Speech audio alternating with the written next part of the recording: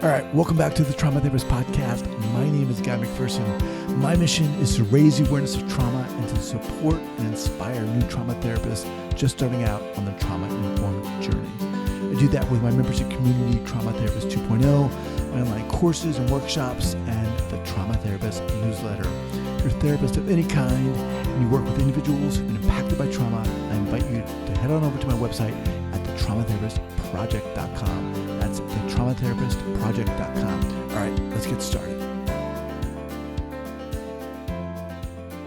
So 5, 4, 3, 2, and 1. All right, folks, welcome back to the Trauma Therapist Podcast. I am very excited to have as my guest today, Kelley Gunter. Kelley, welcome. Thank you. I'm happy to be here. So Kelley is a survivor, an emotional warrior, a connoisseur of comfort food, and the author of You Have Such a Pretty Face. Her painful journey to find peace and self-worth began with a 243-pound weight loss that included many dark moments of despair, which eventually brought her to her knees. Broken and devastated in the aftermath of her own self-destruction, her fractured faith screamed out that somehow she still had a faint pulse and her shattered heart was in fact still beating. Following a lengthy career in social services, Kelley began writing full-time. Her book, Give Such a Pretty Face, is a memoir detailing the emotional journey of being obese and the surprising changes brought on by her extreme weight loss following bariatric surgery, as well as emotional factors that contributed to her initial weight gain. Kelley, welcome to the podcast. Yeah, I'm happy to be here. All right, before we go in here, share with the listeners where you're from originally. And Troy, Ohio. Okay, Yeah. where you are currently. I'm still in Troy. Okay. All right. So Kelley, let's jump in here. How the heck did all this happen? Yeah. So my story, my weight gain, all of that is sort of the cumulative effect of trauma that was never spoken about, never allowed to heal, never acknowledged in any way. And so as a little girl, I grew up in a house where I was sexually abused by my two older teenage brothers. And that abuse started around 7 or 8. And so that went until I was 14 when they ultimately moved out of the home. And so as a result, I tried to tell one time and Tell my mom. Okay. And apparently she didn't understand exactly what I was trying to say to her. I was a little girl. I didn't have the words to accurately convey exactly what had happened. And so she said something, though, because immediately I was raped again, and it was more brutal. The threats were more intimidating. And what I learned from that was, I'm never going to tell anyone ever again what I'm going through. And so it just turned into a life of trying to survive the unthinkable. How many rape victims have to have breakfast in the morning with the person who raped them the night before? How many rape victims have to hand their rapist a Christmas present? And yet that's the truth for survivors who were sexually abused in their own home by family members. And so what that did was give me an incredibly skewed idea of what love was. And so the way that I found comfort, initially, I just had this push to prove that I was worthy, even though I felt so worthless. I'm certain people think, oh, well, you have low self-esteem. You were a victim of sexual abuse. I had no self-esteem. And I was from a middle-class family. No one thought, oh, what's going on in that house? So I became very, very good at putting on a front of being this happy person. When I first wrote my book and I spoke to people who knew me as a child, they said, oh, you were such a ray of sunshine. You were so happy. And how could I be? How could I be that happy? You know, they said, you just had these big brown eyes and you were so full of joy. But who came to the aid of the little girl with the big brown eyes? And the truth of that was no one. And so I had this push to prove I was worthy. I graduated 4th in my class. I was a 4-point student. I, was a cheerleader, an athlete. I was all these things because I was trying so hard to prove to the world, hey, if I have all these accolades, then I can find my worth. And so as I got into college, though, I began to really pile on the weight. And so by the time let me hold it one if I may. So you said this started when you were 7 and went on for about 7 years. Yes. And you told your mom once. So during this process, how you said you just tried to be a ray of sunshine and you tried to prove your worth. Yeah. I didn't try to be a ray of sunshine. People just remember me that way. Okay. Excuse me. First of all, look, coming on here and talking about your story is incredibly courageous. So I honor that. It's just, I mean, this is a horrific story. It is. There's no two ways about it. How do you manage this? Do you just compartmentalize it? Interestingly enough, yes, there was a lot of compartmentalizing going on and a lot of survival skills that I developed. I became a very, very good liar. You know, if I went to school, if I said, "Oh, I'm sick," then they would send me home. And my mom owned a business, so she was at work. But if she came and got me, I was too young to stay home by myself. So she'd take me to work with her and I could avoid being raped in the afternoon. So developing these skills as a little girl, how can I possibly avoid this? I mean, I had 2 brothers. So sometimes the abuse was twice a day. And so learning to try to manipulate my environment and get through those situations, terrifying situations. You know, I could never go to bed at night without staring at the doorknob, hoping that it wouldn't turn, but it always did. And so those are things that I didn't know. Does this happen to everybody? You know, as I was going through elementary school, I can remember looking at other girls and thinking, does this happen to her? I didn't know. At a certain point, as I got older, I knew what's going on in my home isn't right. But I couldn't speak a word of it. And that shame and that silence controlled me for several decades. Okay, so you started to talk about the eating. Right. Continue, please. Yeah. So by the time that I received my bachelor's in sociology, I went on and got a master's in clinical counseling. And because, you know, I couldn't heal myself, but I was going to try to heal everybody else. And that, you know, what I wouldn't do was ever focus on what happened to me.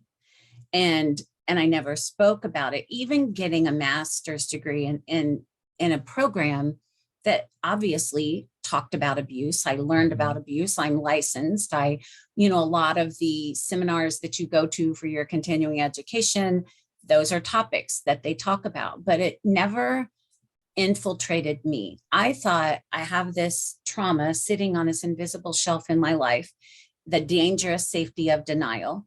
And I thought I'm not a victim anymore. And because it's there. But unfortunately, what I grew to learn was that unhealed trauma will sit in the control room of your soul, quietly dictating most of your life's calamities, maybe not all. But so by the time I was in my mid to late 20s, I was over 300 pounds. And it wasn't up until this point, had you seen a therapist at all? No. Had you said, you know what, had you thought about, I need some help? Okay. No. Okay. So, and you're still having a relationship in my family. You know, I think it's important to say that so many people still have relationships with their abusers because that's what they knew. That was the only thing they knew. That was their family. You know, my oldest brother, I was terrified of him my entire life because he had this rage disorder and just, it didn't end. The abuse ended, the trauma didn't. And so pretty soon I was 391 pounds and I stayed that way. At what age? By 27. Okay. And I stayed that way until I was 37. And that's when I decided to have weight loss surgery. And, you have a psychological for that surgery. And, they sit and they say to you, this isn't going to change your life. It's not like, if you have these issues, I knew what they were going to ask. I mean, I was a licensed therapist myself, so I knew what to say, but I thought losing this weight will give me everything I want. I thought it will help me have a successful relationship, not realizing that my view of love was so distorted from everything I had learned in my childhood. People who love you hurt you, and you take it and you go back and you continue to try to make a very unhealthy relationship work. And so at that point, I had the surgery, and actually, I mean, and I talk about this in the book, it literally, I died in recovery. I was on life support for numerous days with them telling my parents, she's not going to live through the night, make her plans. And so, but here I am 20 years later. So in 14 months, I lost 243 pounds. And I had all the extra skin removed. I've actually maintained that weight loss to this day. But what I didn't do was heal the trauma that caused me to use food as comfort in the first place. Mm-hmm. So food was my Band-Aid, but I desperately needed to talk about my wound, and I wouldn't do it. And so I developed new Band-Aids along the way, equally as destructive. And I just went from cross addiction to cross addiction, ultimately with a gambling addiction that caused me to lose everything. And I had started a company that had grown and become very successful. I ran that company for 13 years, but I misused money from that company with the gambling addiction. And so I lost it all. I lost my job. I lost my home, my cars, all my friends, everything we had. And it was at that point that I went into treatment. I was eventually convicted of theft for the misuse of those monies. And I had to restart my life. And so going into treatment, I went to the Institute of Wholeness in Sedona, Arizona. And they said when I walked in that they knew they had their hands full, because one of the board of directors of my previous company said to me the night before I left for treatment, she said, like, Kelley, I know you're a good person. I don't know what's going on with you, but when you get there, just tell them the truth. Mm-hmm. And I'd been truthful about all of it all along. My judgment and consequential thinking were so skewed that I thought, I turned in receipts for all the time that I misused the money. I thought, oh, this is just like a payroll advance. I couldn't see the outcome of my behaviors. And so I thought to myself, I was sitting on the plane waiting to go to Sedona. And I thought about her words about just tell them the truth. And excuse me 1 second. What were you going to Sedona for? For a gambling addiction. So I was going for treatment for the gambling addiction. That was part of what was going on with everything with my court case and all of that. So I went to Sedona in December. And so all of this had started in November. The month between November and December has some incredibly difficult stories, one that I'll share. But that day on the plane, I just thought, I'll tell them everything, but I'm not telling them about the sexual abuse. I'd lost everything. I had nothing left to lose. The man I loved, every friend I had but one, all of our belongings, every single thing I could lose. I was publicly humiliated, and I still wasn't going to tell about the sexual abuse. So when I got there, of course, they were very suspicious that was what was the core of my situation, but I would not speak about it. And so in your mind, the reason you wouldn't talk about it was why? I just had so much shame. That's how powerful the shame around sexual abuse is. And you never have shame that you don't have silence with it. And so for all these years, I had kept that secret. I had put up this facade of, Kelley's happy, Kelley's successful, Kelley's all these things. And all of it was just a front. I was so broken on the inside. I had maybe this exterior that I had worked very hard to get healthy, but my foundation was a shambles. And so finally, though, in Sedona, eventually they were able to get me to just break down eventually. It took several days before I finally would speak of it. And that's how powerful that shame is. I sat in the director's office one day and she put a doll in front of me that was approximately 8 or 9 years old, the age of the size of a doll that would match an 8 or 9-year-old little girl. And she said, I want you to tell 8-year-old Kelley what she needed to hear. And I couldn't do it. Like literally my throat was just, I could not speak. And we sat in her office for hours. And I knew she's trying to use silence to get me to speak, because I knew that as a therapeutic technique. And I thought, I'm not doing it. Like I just wouldn't do it. And hours had passed. We'd had bathroom breaks. And finally, she said to me, Kelley, this is important. She said, you could go to jail. And I said, I'd rather go to jail than do this. And that's how powerful that shame is. And so eventually, though, they were able to get me to speak. And that is really when my healing journey began. What did you say to the girl, the doll?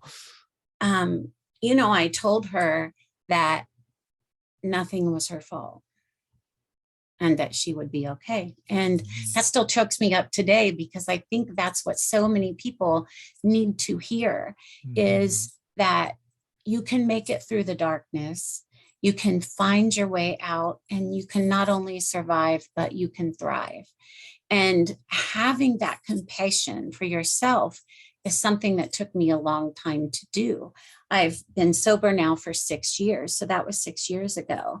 And it was a very difficult healing process. I mean, it was like a portal opened and I was inundated with flashbacks and night terrors. And that's what I came home to. I had a legal case. I desperately wanted to take responsibility for my mistakes. At the same time, I'm overwhelmed with these flashbacks, and the night terrors were really difficult. And getting through those situations and learning that I could be in a healthy vulnerability with people was a very difficult process for me, to be able to trust and to learn that I didn't have to use the survival skills that became incredibly unhealthy coping skills as an adult. And that was a long, lengthy process, and one that obviously I'll go through for the rest of my life. I mean, I don't believe we're meant to be stuck in healing, but I do think that healing is lifelong, that we have to continue to incorporate all of the things that we've learned, or else we can lose ground. And certainly I don't want to backslide. So I do think that's a forever situation. Wow. There was a lot of darkness in that time. And there's one story I'll share with you. Before I went to Sedona, and that month of time between when everything fell apart and I was arrested and before I went to treatment, it was a very difficult situation. Like my neighbors didn't care if I had on Gucci shoes and a Gucci belt when I was over the hood of my car getting arrested and getting handcuffs put on me, and so all the things that I had tried to build to say, look how worthy I am. Like, I can have a nice home and a nice car and I wear these kind of clothes, and all the things that I tried to get to buy worth meant nothing, absolutely nothing. And if I didn't develop that worth from the inside, but that's a lot of work and a long journey. And so in that time frame, I was in an incredibly dark place. I have one child, my son, he was in college at the time. So about 20, he was around 20 years old. And I had a very large life insurance policy that my company had purchased for me, and it went until March. And so it was several $1 million. And I thought my son would be better off without me. Like, I've ruined his life. I've ruined our life. We have, we've lost everything. And I just was thinking that his life would be better if I wasn't in it. And that wasn't clear thinking, but, the darkness is a liar, and the darkness will convince you that very inaccurate thoughts are valid. And so I had tried to figure out, oh, how can I end my life that it wouldn't look like I ended my life? And I could not come up with anything that was something I thought was viable. And I couldn't bring myself to do that. Mm-hmm. So I decided at that point, I'm going to hire somebody to kill me. So I went through, and this is a story I tell in my next book, The Homecoming Queen of Crazy Town, but I went through the entire process of finding a person, meeting up with this person. And, this person didn't know that I wanted him to kill me. His first words to me was, who pissed you off and what do you want me to do about it? Mm-hmm. And so like that, I think is just indicative of how difficult the journey is to get from the darkness to the light.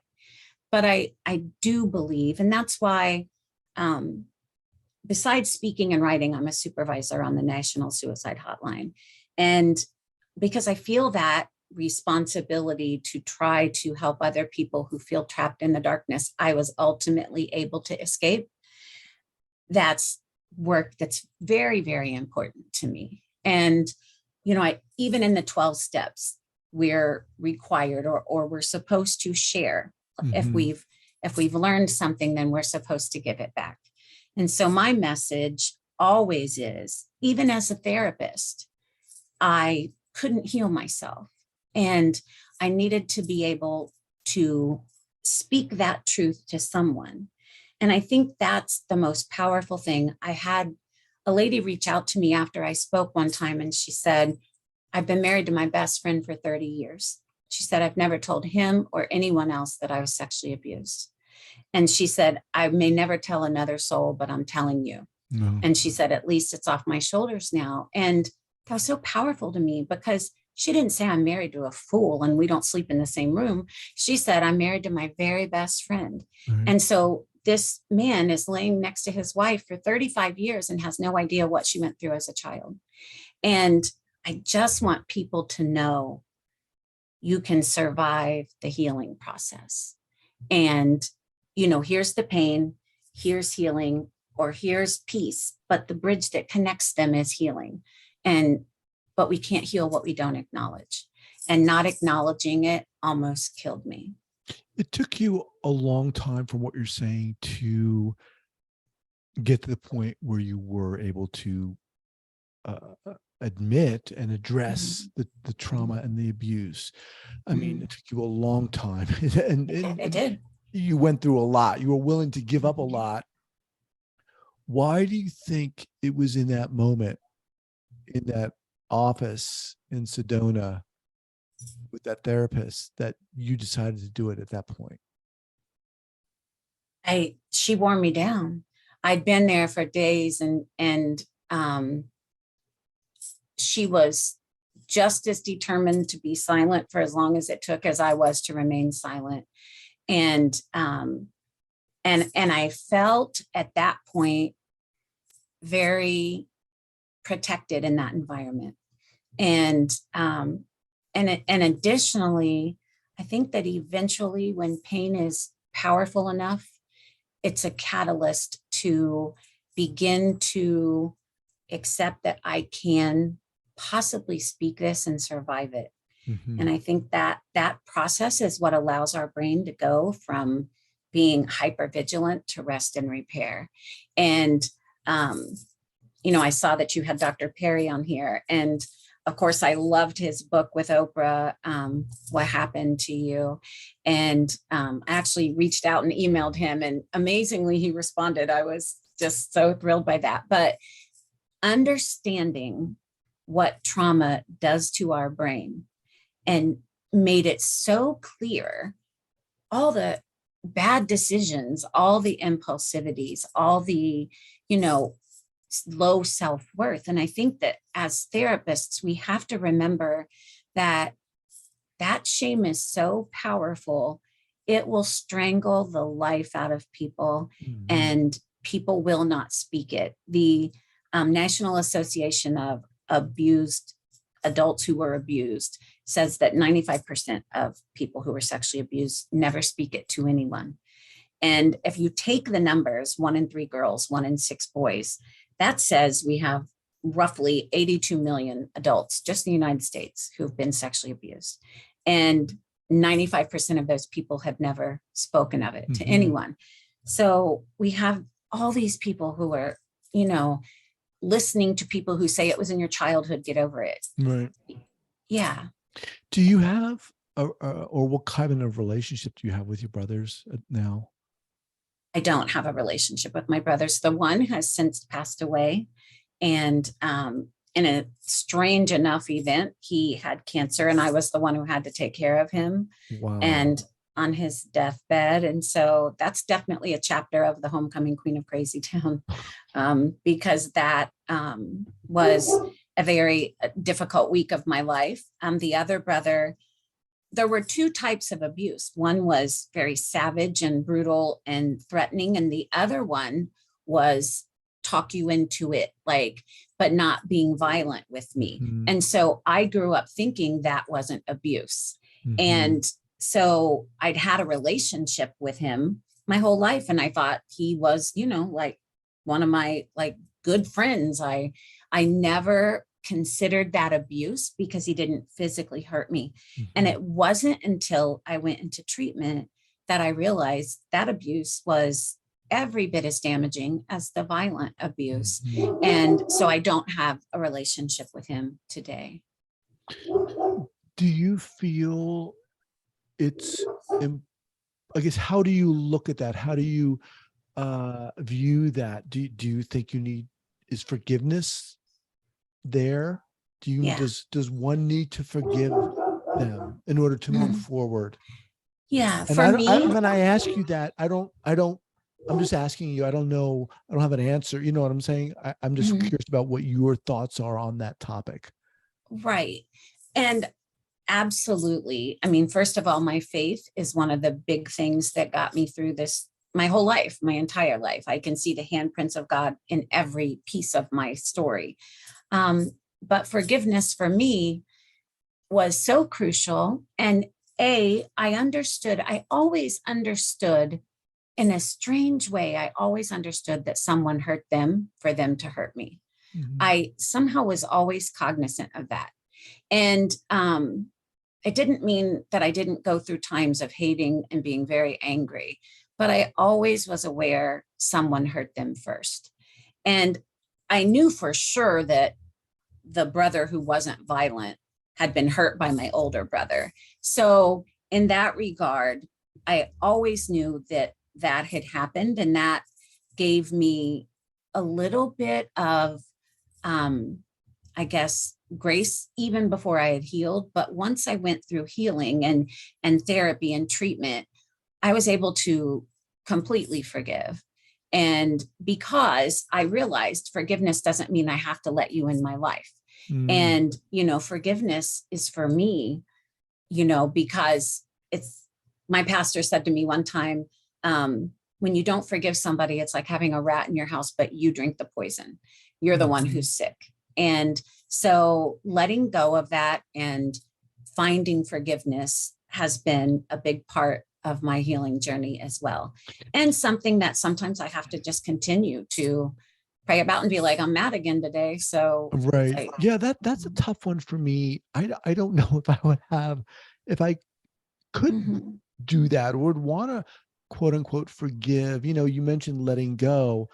I could see where I would feel an enormous amount of anger and oh my God, towards this person. And I would feel that weight in me and I would want to let that go. But yeah, forgiveness is a big one, man. It's how do you forgive someone, I guess, but you've got to move on somehow. Right. That's what I meant when I said we aren't meant to be stuck in healing. Right. You see people who it seems like they're stuck in one part of it, which is understandable. But I wanted to move forward out of that, take all the lessons I learned, because I never wanted to speak, even in You Have Such a Pretty Face, which, by the way, I named it that because people would say, oh, Kelley, it's such a shame about your weight. You have such a pretty face. And It's not a compliment for anybody out there that thinks that is, because so many people have resonated with that title. But I was just able to move out of that and take all the lessons I'd learned, all the scars that I had, that I realized I no longer needed to hide, to be able to move forward into a place where I had happiness and joy and was able to exist outside of what has happened to me. At what point did you get, when did you get to the point, Kelley, when you were like, I want to write this book? Yeah. So after I came home from treatment, when I came home, eventually I thought, I'm going to share this story. The interesting thing is, and You Have Such a Pretty Face, the subtitle of that book is A Memoir of Trauma, Hope, and the Joy That Follows Survival. So while I do talk about my weight loss, it's about the trauma and how I talk about all the different addictions. I talk about how, losing the weight didn't fix things. And so, but that process in that book, I didn't mention the sexual abuse initially. And it was like I couldn't sleep at night. So I put a few paragraphs in there about it. But that, because I just wasn't to the point yet that I could share my story entirely with the world.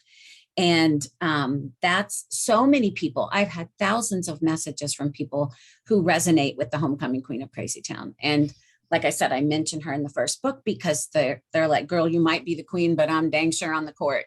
Like people really resonate with her, that broken part of us that surfaces when we're stressed and overwhelmed and when we haven't healed. But there was one day that I was in a really, really dark place. And I was searching on YouTube for videos of someone who like I could get some inspiration from and get some hope from. And I found somebody and I was listening to their story. And I kept watching the clock and I'm like, when are we getting to the really good part, And so I'm like, she's out of time. And the thing was, someone had hurt her, and definitely she'd had a hard time and had a remarkable healing journey, but she hadn't made any mistakes along the way. Mm-hmm. And I thought, I want to hear from somebody who, because of like all of the things that needed to heal in their brain, had a bunch of scars and had made mistakes and still had been able to heal and find their way out of it and move forward. And so it was on that day and You Have Such a Pretty Face was already out, but it was on that day that I just promised God, if you will give me the strength to heal and get through this, I'll speak, I'll tell my story. Mm-hmm. And so that's how I started to speak and not just sit in the corner of my room and write a blog. Wow. Kelley, man, as we close down here, just so inspired. I mean, you've got guts, girl. I mean, you're so courageous. Seriously, come on. Thank you. What's your mission, would you say? I mean, obviously you're on a mission. I am on a mission. What articulate it for me? Yes, I want to speak basically from Maine to Spain. I want to let the world know, everybody who's suffering in silence, people who may never speak it to another person, that they are not alone, that there are millions of other people who have been through what they've been through, and that you can heal, that you are not worthless. You're not what's been done to you. You're not what's been said to you. You're not all the sorry, but bullshit lies that trauma likes to speak to your mind when you're feeling so low. And if I can make my way out of that darkness, so can you. And that is what I speak about every time I speak. And each time I speak, it's just amazing the line of people afterwards who just want to say, me too. I've had 85-year-old women say, I've never told anybody, but I'm telling you right now. Oh my God. And, men too, men line up and tears streaming down their face saying, God. Me too. And knowing that, because what I believe is that people who are in pain don't want to hear you should, or this is how you fix it. They want to hear, I've been there. Right. That's what they want to hear. They want to hear me too. Right. And obviously that's not the job of a therapist, but they need to hear that someone else has survived the unthinkable, and not just survived, but been able to heal and begin to thrive. And that's my mission. Regardless of what your beliefs are, whether you believe in God or the universe or a higher power, whatever your beliefs are, you can get through this and you can survive. And my life is perfect proof for my beliefs of what God can do with the broken. And that's what I want people to know. They can survive. Kelley, how can people reach you? My website is kelleygunter.com.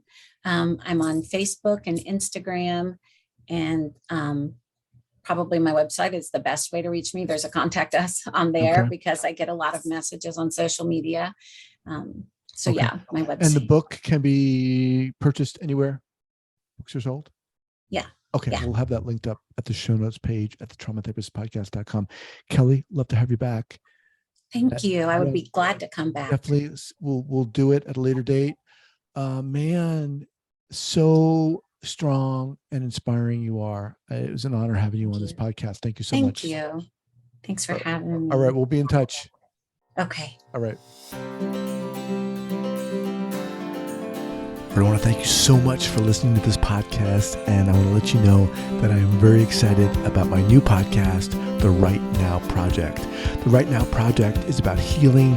It's about stepping into our own courage and authenticity and getting started or continuing along our healing process. We're all going through something, whatever it is, in this crazy life we're living.